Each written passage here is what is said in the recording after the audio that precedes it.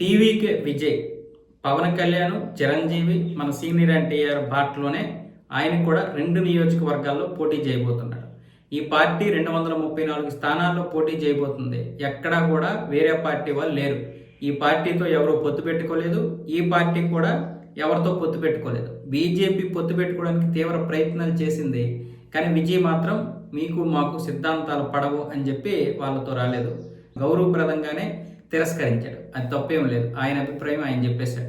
అయితే ఇక్కడ విజయ్ ఎన్టీఆర్ గారు ఏ విధంగా అయితే 2 చోట్ల పోటీ చేశారో అదే విధంగా చిరంజీవి గారు అలాగే చేశారు. పవన్ కళ్యాణ్ కూడా అలాగే చేయడం జరిగింది.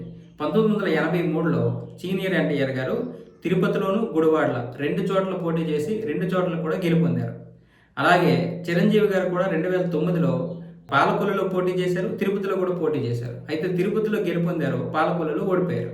అలాగే పవన్ కళ్యాణ్ గారు కూడా 2019లో గాజువాక, భీమవరం 2 చోట్ల పోటీ చేసి 2 చోట్ల ఓడిపోయారు. ఇప్పుడు టీవీకి విజయ్ కూడా ఇదే విధానాన్ని ఫాలో అవుతూ పెరంబూరు అలాగే తిరుచి ఈస్ట్ ఈ 2 నియోజకవర్గాల్లో పోటీ చేయబోతున్నాడు. ఈ 2 నియోజకవర్గాల్లో కూడా ఆయనకి మంచి ఫ్యాన్ ఫాలోయింగ్ ఉంది. కానీ ఏ నియోజకవర్గం అయినా సరే ఒకటి ఓడిపోతే ఇంకొకటి సేఫ్గా ఉండడం కోసం ఈ విధానం తీసుకొచ్చాడు.